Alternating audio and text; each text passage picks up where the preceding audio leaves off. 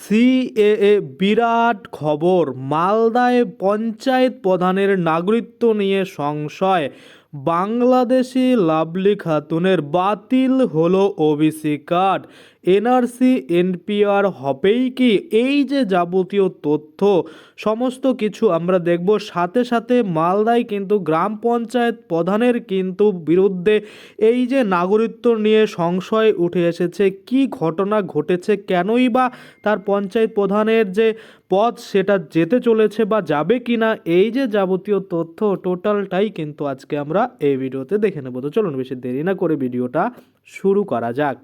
তো দেখুন, এই নিয়ে একটি আর্টিকেলে বলা হয়েছে মালদার হরিশ্চন্দ্রপুরের রশিদাবাদ গ্রাম পঞ্চায়েতের বাংলাদেশি তৃণমূলী পঞ্চায়েত প্রধান লাভলি খাতুনের ওবিসি সার্টিফিকেট প্রত্যাহার করল রাজ্য সরকার।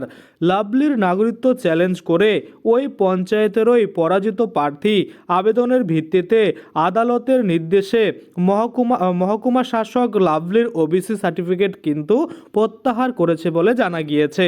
এর ফলে লাভলির পঞ্চায়েতের সদস্যপদ খারিজ হয়ে যাওয়া এখন সময়ের অপেক্ষা, যার ফলে তাকে হারাতে হবে পঞ্চায়েতের প্রধানেরও পদ। উপরন্ত ঘাড়ের উপর ঝুলছে গ্রেপ্তারির খাড়া।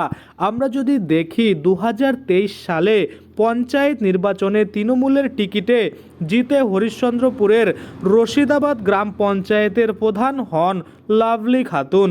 এরপরই অভিযোগ ওঠে তিনি বাংলাদেশি। এই অভিযোগে তার বিরুদ্ধে হাইকোর্টে মামলা করে নির্বাচনে পরাজিত প্রার্থী। সেই মামলায় বিষয়টি শুনানি করে নিষ্পত্তি করতে মহকুমা শাসককে নির্দেশ দেয় কলকাতা হাইকোর্ট। এরপর প্রকাশ্যে আসে তার আসল নাম নাসিয়া শেখ, বাবার নাম জামিল বিশ্বাস। রাজ্যে তৃণমূল ক্ষমতায় আসার পর ভারতে অনুপ্রবেশ করেন লাভলি। 2015 সালে তার নাম ভোটার তালিকায় ওঠে। 2018 সালে ভুয়ো বার্থ সার্টিফিকেট জোগাড় করে ফেলে সে। এরপর স্থানীয় বাগমারা এলাকার শেখ মুস্তাফা নামে এক ব্যক্তিকে নিজের বাবা পরিচয় দিয়ে নিজেকে ভারতীয় বলে দাবি করে সে, এবং পরবর্তীতে ওদিকে বাগমারা এলাকার বাসিন্দাদের দাবি শেখ মুস্তাফার সমস্ত সন্তানদের চেনেন তারা। লাভলি খাতুন নামে ওই ব্যক্তির কোনো সন্তান নেই। যে ব্যক্তির সাক্ষী হিসাবে উল্লেখ করা হাইকোর্টে হলফনামা পেশ করেছেন লাভলি, তারা জানিয়েছেন তাদের সই জাল করা হয়েছে, তাদের ফাঁসানোর চেষ্টা হচ্ছে। আমরা যদি তারপরে দেখি সেই ঘটনায় অবশেষে লাভলির ওবিসি সার্টিফিকেট কিন্তু বাতিল করেছে জেলা প্রশাসন। এর ফলে তার পঞ্চায়েতের সদস্য পদ খারিজ হয়ে যাবে, পঞ্চায়েত প্রধানের পদও কিন্তু চলে যাবে তার।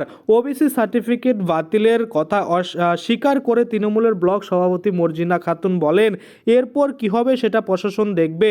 প্রশাসন পঞ্চায়েতের দায়িত্ব নেবে না, উপপ্রধানকে দায়িত্ব দেবে, সেটা বিডিও ঠিক করবেন। অর্থাৎ আপনারা দেখছেন ভুয়োভাবে যারা বার্থ সার্টিফিকেট, আধার কার্ড বানিয়ে, ওবিসি সার্টিফিকেট বানিয়ে নানা রকম কিন্তু এই যে নানা রকম পদে বসে আছেন, তাদের কিন্তু এই প্রবলেমগুলো পরবর্তীতে হবে। কারণ আপনারা সকলেই জানেন খুব শীঘ্রই কিন্তু এনপিআর এনআরসি শুরু হতে চলেছে। যখনই এনপিআর শুরু হবে তখনই কিন্তু দেখবেন বহু মানুষ এমন রয়েছে যারা কিন্তু ভুয়োভাবে তাদের তথ্য আইডি কার্ড বানিয়ে কিন্তু বসবাস করছে, তাদের কিন্তু এরকম ধরে ধরে বের করা হবে। আশা করি আপনারা বুঝতে পারছেন। আজকের জন্য ভিডিওটা এখানেই শেষ করব। যদি ভিডিওটা ভালো লাগে অবশ্যই একটা লাইক করে দেবেন।